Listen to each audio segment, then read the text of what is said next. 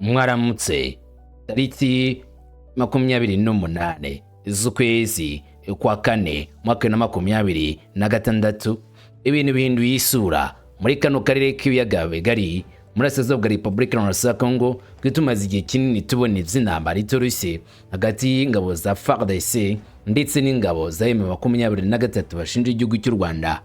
Leta z'Ubumwe za Amerika zibyinjiyemo.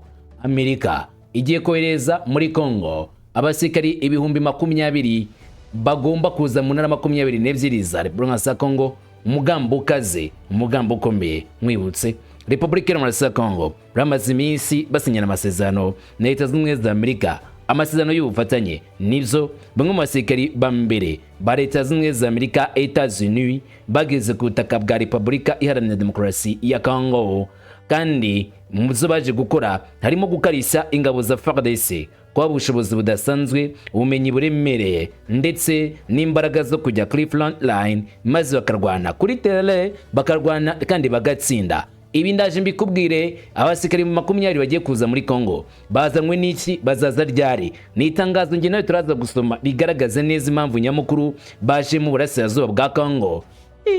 Bano bagabo barapanze gahunda. Hanyuma sibyo gusa turaza kugarukaho, cyangwa se sibyo gusa biri kuvugwa. Ubudage buri mu mugambi wo gufasha Congo ndetse no gufasha ubutegetsi bwa Kinshasa kurangiza ikibazo cy'intambara. Intambara maze igihe kinini banganye na M23 batazira igihugu cy'u Rwanda. Germany, Ubudage barangije kwemerera Congo umusada bitwikiriye amasezerano amaze iminsi ashyizweho umukono Doha ndetse na Washington. Byabereye Madame Therese Wagner Kayikwamba niwe wagiye guhabwa aya masezerano, cyangwa se wahawe icyizere n'igihugu cy'Ubudage mu bijyanye n'ubufatanye n'imikoranire mu bijyanye no kugarura amahoro n'umutekano mu burasirazuba bwa Republika Iharanira Demokarasi ya Congo. Hari amaze igihe kinini bashaka kubona amahoro. Ubufasha bwa Germany cyangwa se uyu musada w'Ubudage uje mu gihe n'ubundi byasaga na Republika Iharanira Demokarasi ya Congo bakomeje gushakisha amaboko mu gihe bari mu rugamba n'ihangana ritoroshye na M23 batazira u Rwanda. Ku rundi ruhande rero ibintu byahinduye isura. Ahangaha ni Kavumu. Ikibuga cy'indege cya Kavumu cyarashweho ni muri Kivu y'Amajyepfo. Habonetse amakuru y'ibanga kuri byabereye i Kavumu nyuma yuko hatangajwe iturika ridasanzwe. Turaza kureba hamwe n'amashusho yagaragajwe aho ngaho Kavumu, tumenye neza muri make Kavumu niki cyabaye cy'ingenzi. Muri make wavuga ko ari ikinyamukuru cyabereye Kavumu. Ni FARDC yarashe Kavumu. Ni mama 13 yateze umutego FARDC. Byagendekeye gute ikibuga cy'indege cya Kavumu? Umbaze nanjye ngusubize, hanyuma turebere hamwe kamwe ku kandi bari kuvugwa kuri tele muri kino gitondo, tumenye amakuru y'ibiriho kuvugwa. Njyewe ndi umuhungu wa Kamanzi w'Uruwande, ngwaye ikaze ngo tujyane ku musozo nk'ibisanzwe. Ikaze kuri mwese.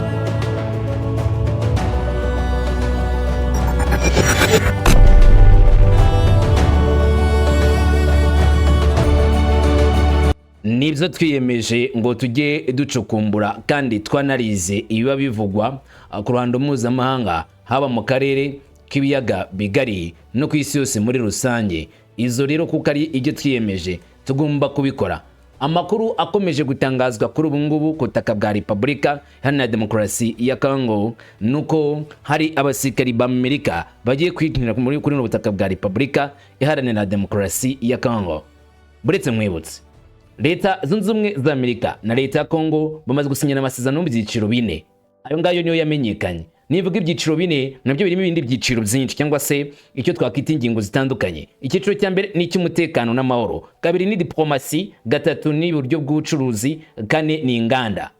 Ubwo ndabirangije. Gusa ubwo buryo bwose bwashyizweho umukono hitwikijwe ko Leta zunze ubumwe za Amerika ugomba kuba umufatanyabikorwa wa Leta ya Congo mu gukemura ibibazo Congo imaranye imyaka. Donald Trump yavuze ko imyaka 30 y'intambara ngo bashowe n'igihugu cy'u Rwanda. Urabyuka basinya amasezerano ya Washington. Niko Donald Trump yatangaje ati rongeye kuzana igisubizo mpagaritse intambara hagati y'u Rwanda na Congo imaze imyaka irenga 30. Ariko kuri Congo amakuru yemeza ko Leta z'Ubumwe za Amerika zabonye ibuye ry'agaciro riri muri kino gihugu, banabona uburyo rikenewe kuranda mpuzamahanga. Bati tudafatanire na Leta ya Congo tubona aya mabuye y'agaciro twaba tutari abanyamerika banyabo, twaba tusigaye turi bishushungwa kuko abashinwa baba bagiye kudutambuka bya nyabyo, bagiye gukomeza kujya imbere kuko bo bamaze igihe kinini ku butaka bwa Repubulika Iharanira Demokarasi ya Congo. Ubwizo rero twazisanga barakoze ibidasanzwe kandi bikomeye mu buryo bw'igitangaza.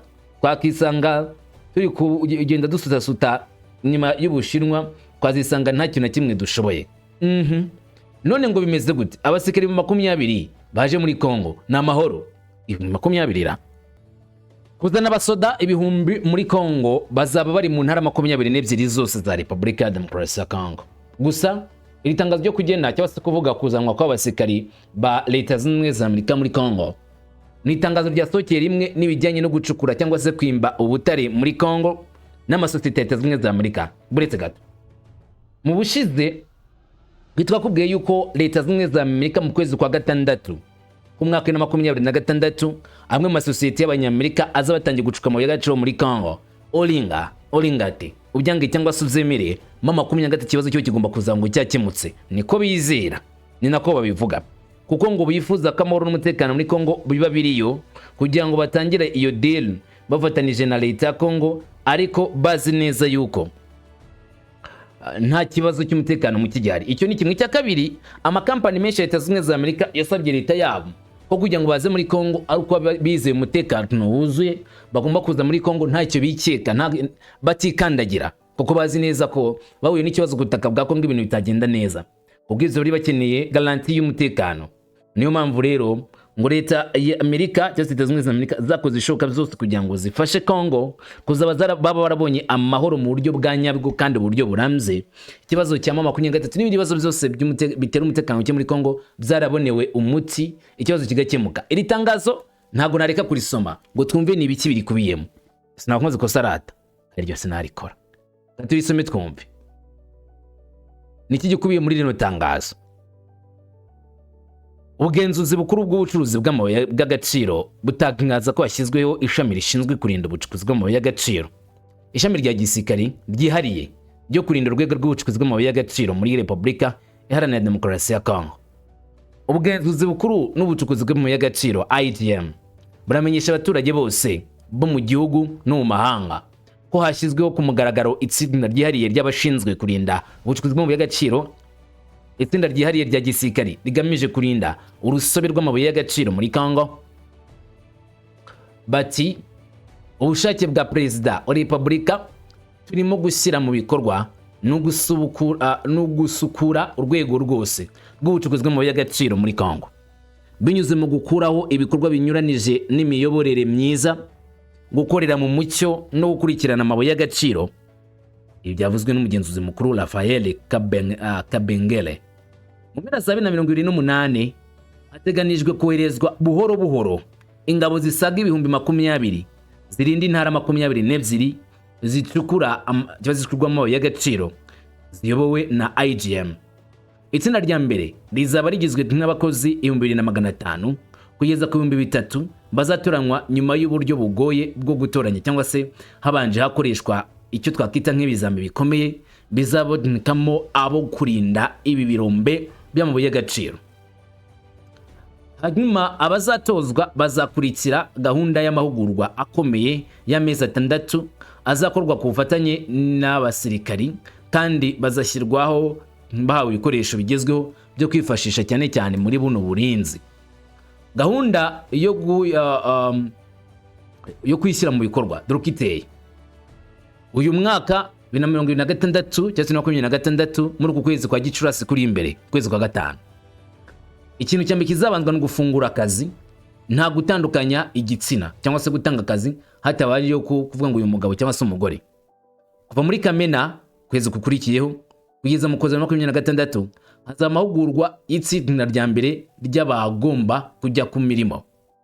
Mu kuboza na 2026 azabishyirwa mu bikorwa ry'itsinda rya mbere ry'ingabo n'abasaza bagiye kuri tele. Itsinda rya mbere ryangije gutozwa, uraza kumenya ngo ninde uzabatoza. Mu mpera za 2027 kwita ku mutekano mu buryo bwuzuye mu gihugu. Katanga Iburasirazuba mu mpera za 2028 hazaho kwagura gahunda mu ntara zose zicukura amabuye y'agaciro y'igihugu. Iyi gahunda izatega inkunga ingana na miliyoni 100 z'amadolari y'Amerika ni kimwe mu bigize ubufatanye bw'ingamba na Leta Zunze Ubumwe za Amerika n'ibihugu z'Abarabu, kandi izashyirwa mu bikorwa kubaka ibikorwa remezo by'amahugurwa bimwe byatangiye no gukorwa cyangwa se byatangiye gushyirwa mu bikorwa. Inshingano z'ingenzi z'abashinzwe ubucukuzi bw'amabuye y'agaciro ni zikurikira: gucukura ahantu acukurwa amabuye y'agaciro mu gihugu hose. Kabiri, gutwara amabuye y'agaciro mu buryo bwizewe ava mu duce twacukurwagamo amabuye y'agaciro ajya mu mashami atunganya amabuye y'agaciro ahaherereye cyangwa se amashami aho yaba aherereye hose no ku mipaka. Gusimbuza buhoro buhoro ibice by'ingabo z'igihugu biri mu duce ducukurwamo amabuye y'agaciro, cyo gusimbuza abasirikari abasanzwe barinda umutekano bakabasimbuza abandi batojwe neza. Ishyirwa ry'urwego rw'ubucukuzi bw'amabuye y'agaciro ruzanoza iterambere ry'amabuye y'agaciro ya Congo kandi rutange umutekano wizewe kandi uhamye. Ni ingenzi cyane ngo ibikorwa bikomeze kandi barinde ishoramari. Izerekeye ubugenzuzi bukuru bw'ubucukuzi bw'amabuye y'agaciro, hashyizweho itegeko nomero 23/19 ryo kuwa 9 Kamena 2023, aho ubugenzuzi bukuru bw'ubucukuzi bw'amabuye y'agaciro ni urwego rushinzwe kugenzura no gukurikirana no kurwanya uburiganya mu rwego rw'ubucukuzi bw'amabuye y'agaciro muri iki gihugu cya Congo. Rafael Kambengele, umugenzuzi mukuru, yatangiye akazi ku buyobozi bw'iki kigo ku ya 12 Mutarama 2026. Hari ibintu bine ngira ngo utekerezeho neza byavuzwe muri iri tangazo ryose uko ryakabaye. Havuzwemo byinshi ariko hari ibintu ngiye gushyira mu matsinda ane. Icya mbere ni ukunoza urwego rw'ubucukuzi bw'amabuye y'agaciro muri Congo mu gihugu hose muri rusange. Icya kabiri ni ukunoza urwego rw'ingabo rwo kurinda ubucukuzi bw'amabuye y'agaciro. Aha rero hakaba harimo izindi ngingo ebyiri. Iya mbere ni ugutoza abasirikari mu byiciro bibiri bagomba kuzajya barinda umutekano muri ibyo bice bicukurwa amabuye y'agaciro, bazatozwa n'ingabo za Leta Zunze Ubumwe za Amerika. Ibi byo si ubwa mbere bivuzwe, ahubwo byanavuzwe mbere. Icya gatatu ni uburyo bwo gukusanya umusaruro wabonetse mu bucukuzi bw'amabuye y'agaciro mu buryo bunyuze mu mucyo. Icya kane ni uko abaterankunga bagomba kuzashora imari muri ibi bikorwa byo gucukura amabuye y'agaciro ntabwo ari Congo nk'igihugu, ahubwo Leta Zunze Ubumwe za Amerika ndetse n'Abarabu. Nituvuga Abarabu wumve Qatar, ubwo niyo yashoye bwa mbere ku ruhande rw'imbere. Urabyuka ko igihe bwana Emir wa Qatar Al Thani yari muri Congo yasinye na Leta ya Congo bagiye kuzashora arenga miliyari 12 z'amadolari ku butaka bwa Repubulika ya Congo. Sinzi bubyumvishe neza ku ikubitiro bagashora amafaranga angana gutyo. Abandi bagerageje gusinya amasezerano muri Congo bo mu Barabu ni igihugu cya Saudi Arabia cyangwa se Arabia Saudite, nacyo kimwe mu bihugu bishobora kuzatangira bikorana na Leta Zunze Ubumwe za Amerika. Gusa ibihugu zose byo mu Barabu b'Abasuni na Leta Zunze Ubumwe za Amerika basanzwe ari abafatanyabikorwa b'ingenzi ndetse bakorana amadiru menshi, ku buryo n'iyi diru yo muri Congo kwa bayifatanije benshi bitabatunguye, ahubwo basanzwe bazi neza ko ariko basanzwe bakora. N'ubu rero nta gitunguranye kirimo muri imikorere yabo. Izo birumvikanye. Hanyuma ku rundi ruhande hari makuru rero ari gutangazwa atari ayo ngayo n'aya ngayo. Abadage nabo bari bagomba gutanga umusada cyangwa se gufatanya na Repubulika ya Demokarasi ya Congo. Abadage biyemeje gufasha Congo mu bibazo byayo by'imirwano na AFC/M23 ndetse no kubana neza n'igihugu cy'u Rwanda. Amagambo ari ku rukuta rwa X rwa Minisiteri y'Ububanyi n'Amahanga ya Leta ya Congo Alice Affaires Étrangères bagize bati: kuwa mbere tariki 27 Mata 2026, Minisitiri w'Ubutegetsi bw'Igihugu Nyakubahwa Madame Therese Kayikwamba Wagner yakiriye mu ruhame Bwana Lasi Konstarushi, Komiseri wa Guverinoma y'Ubudage ushinzwe politiki y'uburenganzira bwa muntu n'ubufasha mu z'ubutabazi. Bati: ibiganiro zibanze ku mutekano n'imibereho myiza y'abaturage muri Burasirazuba bwa Congo, cyane cyane ku kurengera abaturage b'abasivili, guteza imbere uburenganzira bwa muntu ndetse n'ibikorwa by'amahoro bikomeje. Washington na Doha, impande zombi zaganiriye kandi ku gushimangira ubufatanye hagati ya Congo n'Ubudage mu bijyanye n'amahoro, imiyoborere ya demokarasi n'ubufatanye bw'ikiremwa muntu. Bati: Minisitiri w'Ubutegetsi bw'Igihugu yongeye gushimangira akamaro ko gushyira komisiyo yigenga ishinzwe iperereza ku kibazo kiri muri Kivu y'Amajyaruguru na Kivu y'Amajyepfo mu bikorwa byayo. Ashimangira ko guverinoma ya Congo yiteguye gushyigikira ubu buryo. Ubudage ni kimwe mu bihugu byakunze kuvuga cyane cyane ko bihangayikishijwe n'ibibazo byo muri Congo, ariko kimwe nuko n'ibindi bihugu z'Iburayi byo bifite intero itandukanye n'iya Leta Zunze za Amerika, nubwo na Leta Zunze za Amerika baba nk'abatagiye kure. Leta Zunze za Amerika zivuga ko zifuza ko akarere gatekana, bakavuga yuko u Rwanda bakunze gushinja ibibazo byo muri Kongo nukuriye guhagarika intambara muri Kongo maze amahoro n'umutekano bikaboneka. Abanyaburayi bumva ngo Ababiligi, Abafaransa, Abadage, Swiss n'abandi bo bakaza mu kijyanye no kurengera abaturage b'abasivili ibikorwa by'ubutabazi. Aha rero niho Abadage n'undi yongeye kwitsa, gusa avuga ko bimakaje cyane cyane cyase bashyigikiye inzira y'amahoro ya Washington, urumva ngo ibiteganywa agateta ya Kongo ndetse n'u Rwanda, bakanashyikira ndetse n'inzira ya Doha ibyiteganya kuri M23 kugira ngo umutekano n'amahoro biboneke muri Burasirazuba bwa Repubulika ya Demokarasi ya Kongo. Hejuru ya 90% ibihugu byinshi baba Abanyaburayi n'Abanyamerika bahuriza ku bintu bibiri: icyambere gushyigikira Kongo mu buryo bwose, icya kabiri kureba ikinyoro u Rwanda Olingate. Ibyo rero kuba Abadage bari matanga mu musada bishingiye cyane cyane ku kuba Ubudage nka kimwe mu bihugu birinze neza ubukungu bwabyo mu bihugu z'Iburayi, ari bamwe mu baterankunga bakomeye b'imari igiye kuzanwa muri Kongo mu bijyanye n'ibikorwa by'ubutabazi bigomba guhabwa abasivili.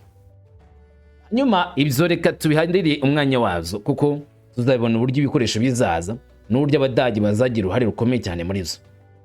Itegereze ku ruhande rw'iburyo kuri video yawe. Ako ka video karimo rwagati ni video igaragara yafashwe itariki 26 z'ukwezi kwa kane ku kibuga cy'indege cya Kavumu. Uriya mwotsi mubona hirya ni umwotsi ugaragaza uburyo Kavumu ku kibuga cy'indege hari iturika riremereye cyangwa iturika ridasanzwe ryahabaye. Iri turika ryateye benshi kwibaza niki kibaye, n'induga by'igitero kuri Kavumu. Ese bigenze gute? Dore amakuru ya mbere yatangajwe. Amakuru ya mbere yatangajwe bavuze ko ari igitero gikomeye cyane cyagabwe na FARDC isafatanyije na Wazalendo, aho batatse umutwe wa 23 bashaka kuvana kuri kino kibuga cy'indege cya Kavumu, nyuma gusaba ku bushake ke 23 yahari kuri kino kibuga cy'indege cya Kavumu ikagenda, ngari ke 23 ikaba ibamba ikanga icyo cyemezo cyo kurekura ikibuga cy'indege cya Kavumu, ibyaze gutuma abarwanyi ba FARDC ndetse na M23 ngo bongera guhanganira kuri iki kibuga cy'indege cya Kavumu, nkuko amakuru avyemeze bikaba byateye ngo iryo rimbuka cyangwa se irisekeza rihambaye n'iryo turika ryabereye kuri iki kibuga cy'indege. Nyamara andi makuru yaje atunguranye cyane ndetse anazindutse ari kongera kuvugwa, nuko ngo kugera cyo cy'indege cya Kavumu atari igitero cyabaye, ahubwo ku kibuga cy'indege cya Kavumu mu gihe umuryango w'ibihugu z'Iburayi European Union ndetse n'umuryango wa MONUSCO basaye 23 korohereza ingabo z'umuryango w'abibumbye kuzajya zikoresha ibibuga by'indege zombi mu kugeza ibikorwa by'ubutabazi kwa bikeneye, ariko kandi nanone no gukurikirana CSRF ngo hari ibisasu bye biteze kuri kino kibuga cy'indege cya Kavumu, ku buryo kubitegura bisaba abahanga benshi. Byatumye rero M23 izana abahanga ahubwo mu guturitsa ibyo bintu biba biteze, ariko ku buryo bitagira ingaruka ku bantu bari muri metero runaka, hanyuma bazana abo kubituritsa, birangira ibisasu byo ku kibuga cy'indege cya Kavumu biturikijwe, ariko biturikijwe ku bushake.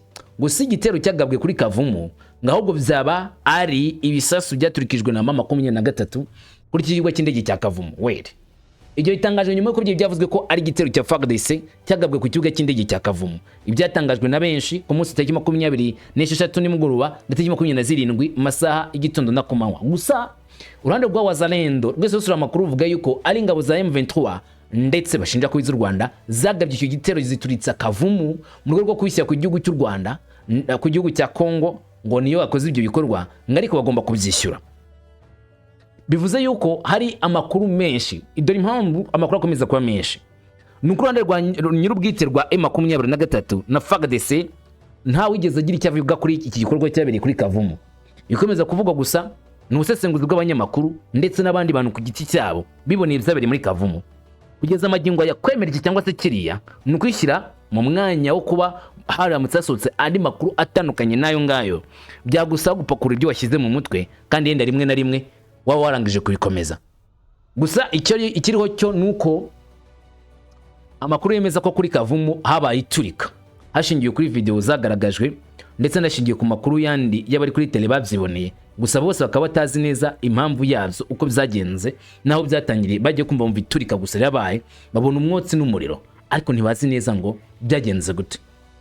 Uzi icyo turi gukora dukore meza gushakisha amakuru mu nzego zibishinzwe ngariyo tuza duhereho tudahereye kubivugwa na rubanda gusa ba nyir'ubwite ntacyo bavuga kuko yari igitero cyagabwe kuri 23 hejuru ya 90% bita batangaza ko batatswe muzabona cyane cyane muri Minembwe kandi iyo FARDC nayo yagabwe igitero bakunze kubivuga kugeza rero magingo ko nta n'umwe wabivuga biracyari kwe aracyari makabazo ku ruhande rumwe bashinja M23 n'ingabo z'u Rwanda koreza ibikoresho bya drone muri Kivu Amajyepfo mu byerekezo bya Fizi kuri Pwezelo n'uduce duturanye rundi ruhande nanone bamwe barikanga ko M23 ngo yabazanye bidasanzwe muri Nyangezi bigomba kurashishwa za misile na roketi ngo kandi ibyo bifitanye isano na RDF bigiye gutera muri cyerekezo cya Kivu Amajyepfo gahunda bikaba ari ukwigarurira nanone umujyi wa Uvira ku yindi nshuro uyu mujyi wa Uvira byavuzwe inshuro nyinshi byagarutswe inshuro nyinshi ko M23 igiye kuwufata ndetse ibinyamakuru bimwe na bimwe mwaziye mwumva bivuga ngo noneho birarangiye Uvira irafashwe bayitombe nivyo urugamba rwabereye mu cyerekezo cya Sange rwagaragazaga neza ko M23 ifite gahunda kumanuka ikajya muri Uvira gusa ihagaritswe n'imbaraga zikomeye cyane z'abarundi FARDC n'abacanshuro buri amazi imisi bikokinze muri Uvira bazamutse bagagarara Runingu bagatangira kwerekana nanone munsi y'ikirenge gihandure kuri 23 ngo nitera kabiri barayimena gusa 23 nayiti turi nare nituri inama natwe nimushaka gutwataka tuzabataka ibyo ngibyo mubimenye neza kuri ubu rero bihinduye isura cyangwa se birahindutse ibitatekerezwaga nibyo biri mu kuba ku buryo bukomeye gute kuko FARDC irimo kugaragaza neza cyane ko igiye gukora urugamba rw'imbaraga cyangwa se intambara ihambaye kuri M23 kandi bakaba bagomba kuyataka mu nguni zose ariko M23 nayo ikaba irimo kugaragaza neza uburyo n'ubushobozi ifite bwo guhangana bidasanzwe na FARDC ikoresho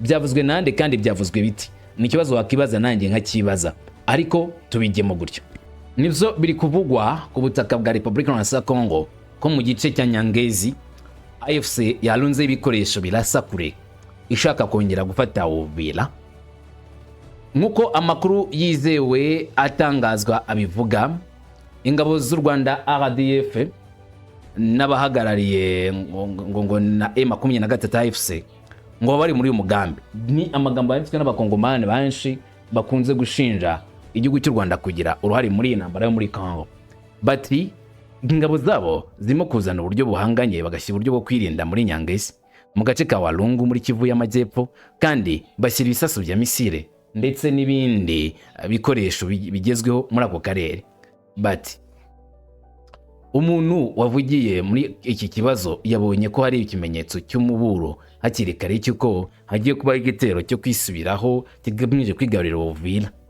inyeshyamba zirimo ziriyongera zigana ku birindiro za Nyangezi biri munsi ya kilometero 50 uvuye Bukavu ikigo cy'inyeshyamba cya Kivu y'Amajyepfo kikiri munsi y'ubuyobozi bw'inyeshyamba ibimenyetso bya mbere by'uko hagiye kugabwa igitero ku mujyi wa Uvira ukomeye wa Uvira birimo kugaragara abangaba niko batangaje n'amagambo akunze gukwirakwizwa kuri rezo sosiyo munsi n'abantu batandukanye cyangwa se kuri X yakunze kuvugwaho cyane yuko ari umugambo hambaye umugambo ukomeye cyane wo gukurikirana M23 irimo gukurikirana uburyo yakinjira nanone mu mujyi wa Uvira bwigiye kongera kuyisubiza ndiko n'undi yigeze kuwufata bari gupanga umupango hambaye gukoresha ibikoresho bikomeye bya rocket launchers byagaba igitero mu bice bitandukanye kandi bikaba byahagarika neza FARDC bakongera kuyambura uyu mujyi wa Uvira uyu mupango wabo kandi bawupanze bazi neza yuko FARDC ngira mu kite hejuru bazayikubitisha nanone ibisasu byinshi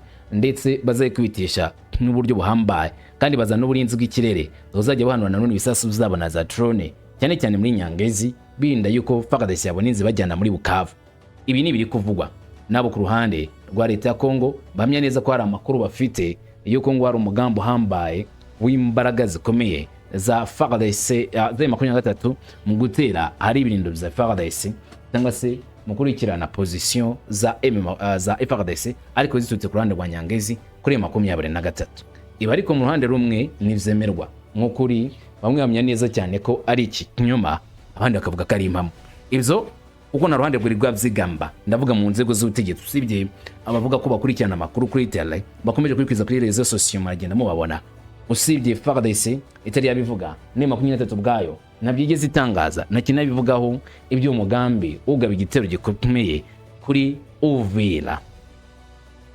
Tugaruke nanone kuri front line ku mirongo y'imbere ku rugamba. AFC irahamya ko imirwano yongeye kurwanwa.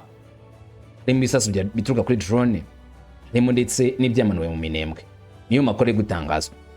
Amakuru mashya yo ku 23 Mata 2026 ku ntambara yashyizweho n'ubutegetsi bwa Kinshasa. Intambara nyine ngo yatewe n'ubutegetsi bwa Kinshasa. Ni amagambo yashyizwe ku rukuta rwa X Laurence Kanyuka ati: kuva kwa 6 Mata 2026 saa 4:45 z'umugoroba kugeza ku cyumweru 26 Mata 2026 saa 1:00 za mu gitondo, ingabo z'itsinda ry'ubutegetsi bwa Kinshasa zagabye ibisasu icyarimwe zihigiwe kandi zitavanga mu turere dutuwe cyane twa Gakenge, Mikenge n'uturere tuhakikije mu karere ka Minembwe. Ibitero byakozwe hakoreshejwe indege zitagira abapilote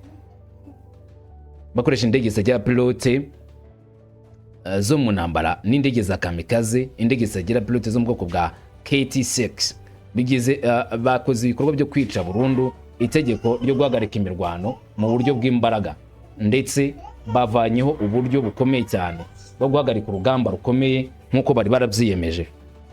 N'amagambo FARDC yavuzweho na M23 bavuga yuko bari kurenga ku bikorwa byo guhagarika imirwano nk'uko bavyiyemeje, bakavuga ko ibingibi bidakwiriye kwemerwa, ari igikorwa kibi kandi kidagomba kubahwa cyangwa se kigomba kurwanwa n'impande nyinshi, nk'uko M23 yabigarutseho cyane ivuga yuko ibingibi ari ukwica abaturage umupango wabo, ari ukwifunza. Ni ikibuga cy'indege basabwe ko cyasabwe ko cyakongera gufungurwa kugira ngo gikoreshwe ibikorwa by'ubutabazi. Inshuro nyinshi M23 yagiye ibihakana ikavuga ko idafite icyizere cyo gupfa kongera gufungura kino kibuga cy'indege cya Goma ku mbaraga za leta Kinshasa cyangwa se undi muntu wari wese, bavuga ko bishobora guhita biherwaho bakora ibikorwa bitemewe kuri M23. Gusa nyuma gato ya M23 yaje kwakira abayobozi batandukanye bo mu bihugu z'i Burayi, umuryango w'abibumbye, barimo Raja Lahabibe, barimo ndetse na Madame Viviane Van der Pel wari umuyobozi wungirije wa MONUSCO. Kuri inshuro bakiriye rero bwana James Swane, umuyobozi wa MONUSCO, ndetse abo bemeje yuko bagiye gutera intambwe igana ku gukorana. Ni nyuma y'amasezerano asinyiwe mu Busuwisi nanone yemeza yuko M23 igiye kuba bamwe mu bafatanyabikorwa bo muri AGVM Plus bakurikirana ishyirwa mu bikorwa ry'agahenge gutaka bwa Repubulika ya Kongo. Nk'abantu bagira icyo cyizere rero n'abafite uruhare rwabo bagomba gukora kugira bemeranye ko amahoro n'umutekano ugiye kuboneka. Mu gusoza ubutumwa bwe rero Ibeni aho yakomereje avuye i Goma, Ibunia ndetse nyine na Goma, umuyobozi wa MONUSCO James Swane yongeye kwemeza ko Loni yiyemeje ko ubusugire bugomba kuboneka, ubumwe ndetse n'ubusugire bw'ubutaka bwa Repubulika ya Kongo bugomba kubahirizwa. N'amagambo James Swane yavuze ubwasozaga ubutumwa bwe yanashyizwe ku rukuta rwa MONUSCO. Muri iyo video mubona imbere yanyu, James Swane yavuze neza yuko bashimangiye cyane cyangwa se bashyigikiye ubusugire bwa Repubulika ya Kongo n'ubudahangarwa bwabo, kandi bifuza ko amahoro n'umutekano bikomeza kwa gutaka bwa Repubulika ya Kongo. Ku rundi ruhande ariko nanone Goma ngo nagiye gukora ibikorwa bikomeye cyane by'ubutasi mu bijyanye no kumenya neza niba ari cyahungabanya umutekano. MONUSCO yongereye nanone nayo ubutasi mu guhangana n'ikibazo cy'umutekano muke kiri kwiyongera. Mu nama yabaye mu muhezo, James Swane yatumije ubuyobozi bwa Expanded Joint Verification Mechanism MCVE n'abasesenguzi bo mu kigo cy'ubutasi gihuriweho kuwa 6 Mata i Goma kugira ngo bihutishe ishyirwaho rya MCVE Plus cyangwa se AGVM Plus. Ni mu gihe umutekano ukomeje kugabanuka cyane muri Kivu y'Amajyaruguru. Kubw'ibyo rero James Swane ngo yatangije ikintu gikorwa cyo guhuriza hamwe imbaraga ngo maze ubundi bakore ibishoboka byose maze baze guhamya ishyirwaho rya AGVM Plus, MCVE Plus kugira ngo bite cyane cyane ku guhamya amahoro n'umutekano muri Burasirazuba bwa Kongo. Iyi gahunda yongereweho igamije kunoza inyandiko zigaragaza ibyaha bikorwa mu guhagarika yenda imirwano n'ingendo z'imitwe itwaje intwaro, kuko ngo gugaruka kwa M23 cyangwa mu makimbirane hagati y'Repubulika ya Kongo n'uyu mutwe byaba ari ibyago bikomeye. Bagomba kureba uburyo babikemura, bakanakemura ikibazo cya FDLR ndetse na ADF birushaho kugora cyane abantu, ndetse gakomeza gutuma amahoro n'umutekano muri Kongo bitaboneka, Ubw'ibyo James Swan agamya neza cyane ko igihe kigeze kugira ngo bahamye ko umutekano ukwiriye mu nguni zose, ubuzi uwo ari we wese agomba kubiryozwa. James Swan arigoma yavuze ko FDLR bazi neza ko ikiri ikibazo kandi gikwiriye kwitabwaho giherewe mu mizi. Ni ikibazo u Rwanda rwakomeje kuvuga yuko gikwiriye kwitabwaho kandi kirengagijwe na Repubulika ya Congo mu myaka yashize, aho uyu mutwe wa FDLR wagiye ugira uruhare rukomeye cyane mu bikorwa by'intambara cyangwa se mu bikorwa byo kubangamira umutekano muri Burasirazuba bw'igihugu cya Repubulika ya Demokarasi ya Congo. Ku rundi ruhande rero, mu gukoresha ubushobozi bwayo bwo gusesengura ibintu ku butaka hamwe n'amashusho ya satellite, MONUSCO irashaka kongera icyizere cy'amakuru yayifite, bagasuzuma neza bafatanyije na Kinshasa ariko na Kigali. Iyi nama ishobora gutuma habaho gusangira amakuru menshi no gushyira hamwe ingabo za FARDC n'abafatanyabikorwa bo mu karere mu rwego rwo kunoza umutekano mu duce twigaruriwe n'inyeshyamba z'M23 ADF nk'uko bazita. Ni amagambo yanditswe ku nkuta nyinshi z'ibinyamakuru zo muri Congo yuko iki ngiki cyanejeje leta ya Kinshasa. Ngo ari umugambi wo kuba ngo hakirwaho umutwe w'ingabo muri ya AGVM Plus wazaza mu bice bigenzurwa na M23 bigaherwa wa M23 isubira inyuma iva mu bice byose yigaruriye, maze ibyo bice byose kugenzurwa none n'urwo rwego. Ibyibuke mu gihe gishize ubwo muri Congo hari ingabo ziturutse muri Afrika y'Iburasirazuba ACLF, icyo gihe zifite gahunda gufata uduce twose M23 yafashe, maze akari batugenzura kugira ngo M23 na leta ya Congo bajye mu by'ibiganiro, barangiza kujya mu biganiro batorera umuti amakimbirane yabo, hanyuma nibamara kumvikana izi ngabo zizave muri ibyo bice zishyikirize urwego ruzarwemeranijwe n'impande zombi ibyo bice byari mu mwaka wa 2023. Nimba n'ubundi kuri inshuro ari byo bigiye gukorwa, benshi bamya neza ko bashaka kuzatanga nanone impinduka zikomeye ku butaka bwa Repubulika ya Congo muri kino gihe cy'ihangana rikomeye hagati ya 2023 ndetse na leta ya Congo, nubwo 2023 bitwerera igihugu cy'u Rwanda. U Rwanda rwakunze guhakana ko nta bufasha bahereza M23. Rero ngo MONUSCO irifuza cyane ko mbere na mbere hitabwa ku kibazo cy'umutekano muke, ariko ari ubufatanye bukomeye, gusangira amakuru y'ubutasi, gusangira amakuru ajyanye no gukurikirana imitwe y'inyeshyamba ndetse no gushaka uburyo bayihiga bakayirimbura aho yabiri hose ku butaka bwa Repubulika ya Congo, gukurikirana ingendo zayo z'iyo mitwe y'inyeshyamba ndetse no kureba uburyo bayivana mu nzira. Ingabo zambaye ingofero z'ubururu Blue Heart arizo ngabo za MONUSCO zikaba zifite inshingano noneho zo kurasa abigize akaraha kajyahe. Mu mwanzuro 2808 n'umwanzuro wemerereza ingabo za MONUSCO wangana n'imitwe y'inyeshyamba mu gihe yaba irenze ku mategeko agena amahoro. Iri ni itangazo ryasohowe na MONUSCO nyuma y'uruzinduko rwa Bwana Swan muri Burasirazuba bwa Congo. Umwanzuro 243 ngo barashaka ko wubahirizwa. Swan wasohoye itangazo avuga ko 243 ari umwanzuro w'ingenzi. James Swan intumwa nshya yihariye y'umuryango w'abibumbye muri Congo akaba n'umuyobozi wa MONUSCO yasoje ubutumwa bwe bwa mbere mu gace k'Uburasirazuba bw'igihugu kwa 23 Mata w'ejo. Mu gusoza urugendo yongeye kwemeza ko ubutumwa bwa Loni bwiyemeje gushyigikira ishyirwa mu bikorwa ry'ibyemezo by'inama y'umutekano 2773 ndetse na 2808 byemeza ubusugire n'ubudahangarwa bwa Repubulika ya Congo. Umwanzuro 243 ni umwanzuro ufashwe imbere ugena uko ibintu byo muri Congo bigomba kurangira. 2808 ni wongereye manda mu MONUSCO ku butaka bwa Congo, ndetse inemereza cyangwa se muri iyo manda bemeza ko MONUSCO noneho ifite uruhushya rwo kurasa ku mitwe y'inyeshyamba mu gihe yabangamiye amahoro. Swan yagaragaje ko ibiganiro bye igoma zibanze cyane ku ishyirwa mu bikorwa ry'uburyo bwo kugenera ihagarikwa ry'imirwano ndetse no kwitembera ry'ibikorwa by'amahoro za Doha, Washington ndetse n'ingamba z'umuryango w'ubumwe bwa Afurika, asaba impande zose kubahiriza ibyo ziyemeje kugira amahoro ahinde ku butaka bwa Congo. Aya ni amagambo akomeye agomba kwitabwaho cyane kandi ni ibikorwa bidasanzwe bigomba kuzana amahoro muri Burasirazuba bwa Congo. Bamwe babihera bakavuga yuko bishoboka cyane ko amahoro yaboneka, abandi bakavuga bati bisa n'ibingi byagiye bikorwa igihe kinini, ariko se uragenda gute kugira noneho umutekano n'amahoro iboneka ku butaka bwa Repubulika ya Congo? Ese biragenda gute kugira intambara muri Burasirazuba bwa Congo irangire? Ese biragenda gute kugira ngo amakimbirane y'iyi mitwe y'inyeshyamba arangire? Ese biragenda gute kugira ngo FDLR isenywe? Ese 23 koko bazambura ibice byose igenzura? Ese bazambura ibice byose igenzura izaba yararuhiye iki? Yaba yararuhiye iki mu gihe cyose maze iri kurwana? Byaba byarayitwaye igihe kingana iki kugira ngo ikomeze kurwana nyamara byisange ivuye mu bice byose igenzura. Ibyo nabyo akabona neza yuko byo ari igihombo gikomeye cyane kuri M23 kuri benshi bayishyigikira. Abandi bo bakavuga bati MONUSCO nizigakurikirana bino bikorwa zo muri Congo amahoro azaboneka. Abandi bati nibyo amahoro yaboneka, ariko se niba amahoro muri Congo abonetse binyuze ku mututu w'imbunda, inzirakarengane zo ntazizaba nyinshi. Niba MONUSCO igiye kujya hagati na hagati nanone gahuza impande zombi, ubwo siko M23 gisaba bizemerwa. Ziko Leta zimwe za Amerika zishinja u Rwanda kwa muri Congo. Bizarangira M23 yishe ingabo z'u Rwanda maze bimwe uburenganzira bwayo. Bigenze gutyo ubwo intambara yabirangiye cyangwa bigiye gukomeza kuzagera Kinshasa. Igisubizo cy'ibyo bibazo kiragoye cyane ko umuntu yapfa kukibona ku giti cye. Gusa ariko iminsi ibihatse byinshi. Iminsi tubwira byinshi bamugani w'Abanyarwanda ngo iminsi itirekurwa inzovu mu rwabya. Byose yabishoboka iyo nta na kimwe kirarashyirwa akadomo. Nge namwe anga amasi iminsi iri imbere izatubwira byinshi. Bifurize kurama no kuramuka, kuramba guha no kuronka.